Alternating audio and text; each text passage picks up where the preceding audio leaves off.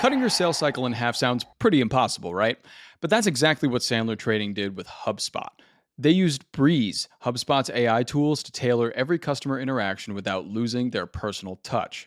And the results were pretty incredible. Click-through rates jumped 25%, qualified leads quadrupled, and people spent 3 times longer on their landing pages. You can go to HubSpot.com to see how Breeze can help your business grow. Happy Friday, everybody. Today is May 30th. I'm John Weigell here with Maria Gharib, and this is the Hustle Daily Show.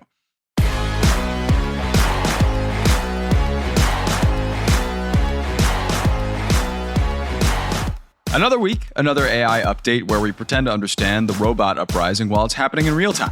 This week, we're diving into Anthropic's cheerful prediction that AI will obliterate a lot of desk jobs, OpenAI's copying of Google's homework, and why everyone suddenly thinks they should become an AI engineer.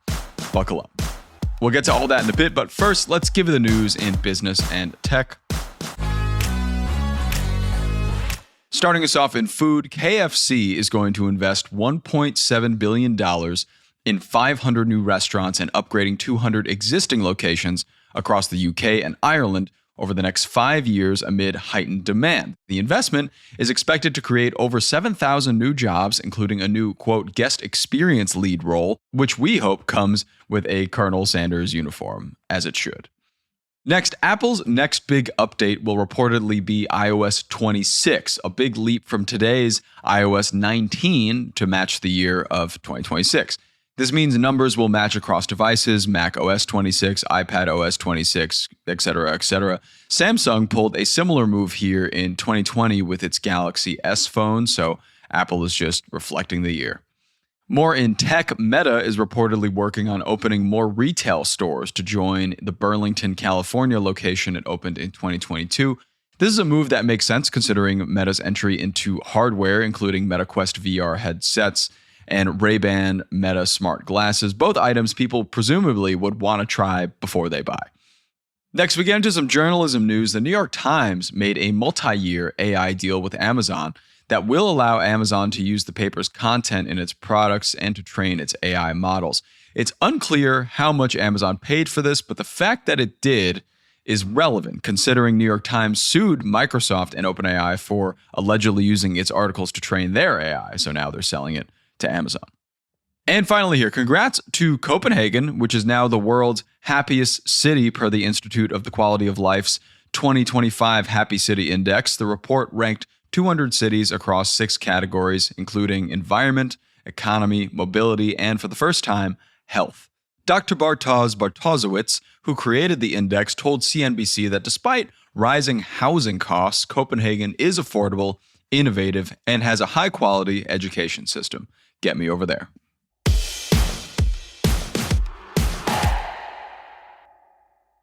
Okay, look, side hustles fail when they consume all of your time. I mean, every single bit of it. The pros, though, work smarter with AI doing all the heavy lifting. To help you out, we just dropped the Side Hustle Accelerator database. You can search your exact problem for your side hustle, grab the perfect prompt, and get results. If you're struggling with marketing, content, and customer service, it's all solved in just seconds. This isn't just another tool, guys. It's your unfair advantage in a spreadsheet. So stop asking AI the wrong questions and start scaling with what actually works. You can get it for free in the link in our show notes. And you can stop right now, actually. Why don't you take a look down at those show notes and tap the link? You don't want to sleep on this.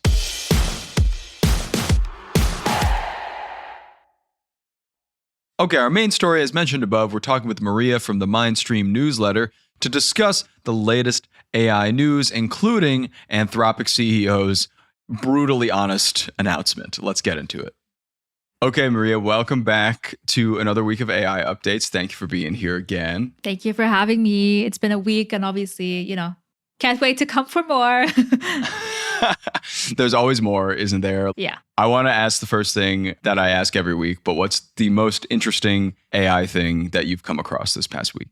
I mean, with AI, it never gets boring. There's always something happening on the horizon. Always. Which I think it's probably a really good thing because we've been seeing a lot of natural disasters. So Microsoft dropped something called Aurora. Mm-hmm. It's a new AI model that can literally see storms coming before we even feel like a raindrop. Wow. So I think it's trained on like millions of hours of satellite and radar and like simulation data. Because I myself get tired after like 1 hour of Zoom. This is like getting on millions of hours of satellite, Wow. which is awesome for it. Aurora managed to predict Typhoon Doksuri that hit the Philippines 4 days early. And it even outperformed the actual National Hurricane Center, which is insane. Mm-hmm. It also clocked the timing of Iraq's 2022 sandstorm. So yeah, it's not like reading on tea leaves. It's like reading cloud and like patterns better than your weather app even could. And the best part about this is that it's really fast. Like it forecasts in seconds. Wow. And Microsoft made it open source. So you don't have to be stuck in a lab somewhere to be able to access it. So you can access it anywhere. Yeah. Wow. You can literally do this anywhere. And they've already integrated it to MSN weather app.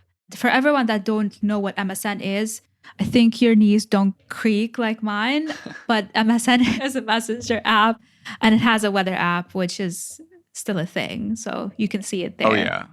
You'll be hearing from me on MSN Instant Messenger later today. Nudging. Nudging. Exactly. Well, that's pretty cool. I really like the addition of that because every time we talk about AI, I feel like it's always kind of like a negative connotation a little bit in some respects. And so that seems like an extremely overwhelmingly positive update for AI. And now let's get to the negative, okay, over here, because the CEO of Anthropic this week said that AI could wipe out about half of all entry-level white-collar jobs and cause U.S. unemployment to spike as high as 20%. He also said that companies should stop sugarcoating the reality, and this will happen.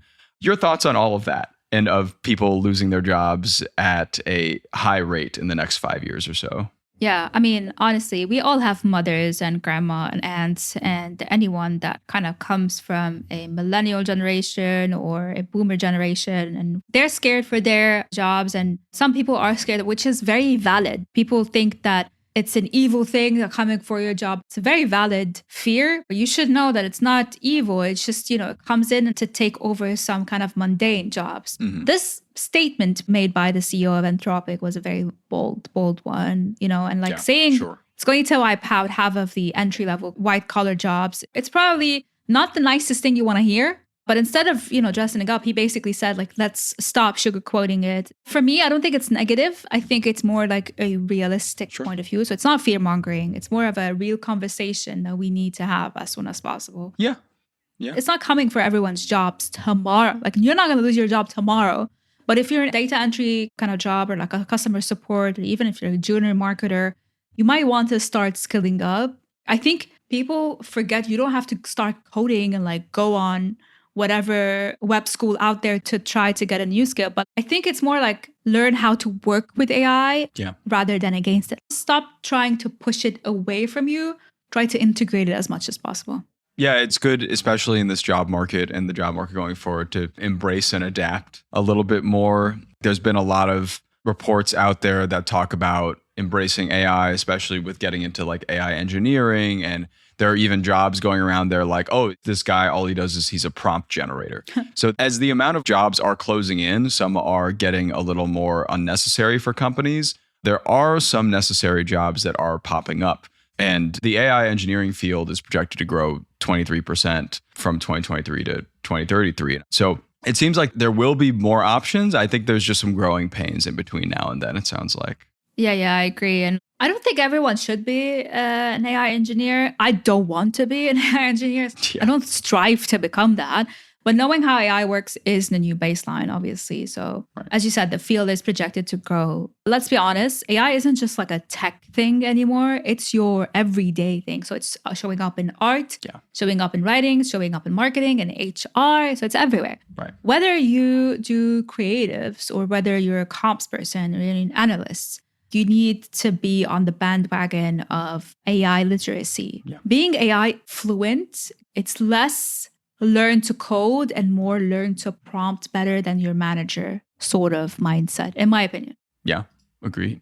And additionally, talking about Anthropic, they also launched voice mode for Claude this week. I know there was a lot of voice mode last year getting launched by OpenAI and some other companies.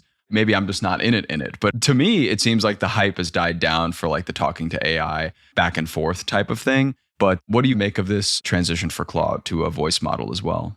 So I was really low-key surprised. I knew that was going to happen, but also a bit surprised because it's actually really smooth. I talk to ChatGPT all day long. You do? I love it so Okay. much. Yeah, it's my therapist, my best friend. It listens to me without judging. Joking. But the AI responds, this AI, the Claude one, responds under half a second. So it sounds less like a GPS from 2009 and actually holds context in a conversation. Okay. It doesn't sound robotic. Robotic voices make me nervous generally because, like, what am I listening to? So voice bots had a huge peak a year ago, as you said, and like sort of fell off. But this feels like a revival, I think Claude was going to be the big thing. If done right, it could be an absolute game changer for accessibility, for customer support, even therapy. You want to talk to something and like kind of vent off and traumatize it, you can talk to a bot. It would be less awkward to do so. Yes, everybody, I would love to traumatize a chatbot personally. That would be a really fun activity. Yeah.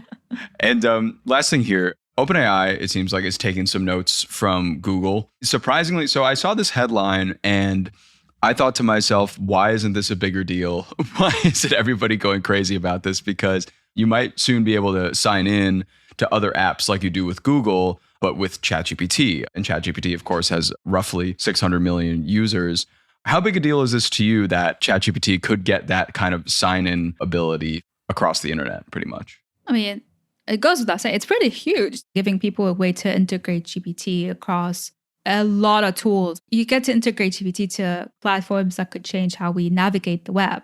The more personalization that happened, the more automation that happened, the easier our life can be. So it's less about chatbots. It's more about ChatGPT becoming like a central identity layer. It's very subtle, obviously, but it's huge. So if done right, it could make more workflows smoother. True. And if done wrong, let's just say the privacy watchdogs are not going to like it. Yeah, so sure. I feel like why not a lot of people are talking about this, because some people are not getting really surprised about the biggest thing in AI anymore, because there are so many things happening that everyone's getting overwhelmed that the next big thing could be like underwhelming, like, okay, whatever. Sure. You can go to the moon with a robot. Sure. Amazing. Yeah, a lot can slip through the cracks now because there is so much happening week to week that you can miss things. But I think we caught a lot of stuff today. So I think we did a pretty good job at rounding up a little bit. But, there's always more. So I would definitely implore people to subscribe to the Mindstream newsletter for even more updates. Yes, please. Yeah. Well, thank you for being here, Maria. It's been great to have you, as always. Thank you for having me. And we'll see you real soon. Yeah. See you next time.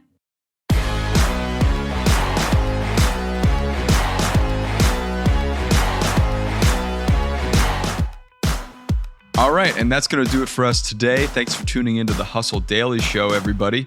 We're a proud part of HubSpot Media. Our editor is Robert Hartwig, and our executive producer is Darren Clark.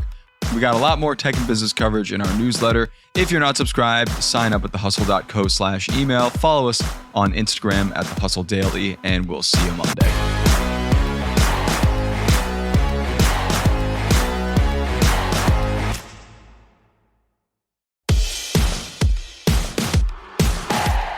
Hey, everybody. I've been listening to this great podcast lately. You got to check it out. It's called Content is Profit. It's hosted by Luis and Fonzie Camejo, and it's brought to you by the HubSpot Podcast Network, the audio destination for business professionals.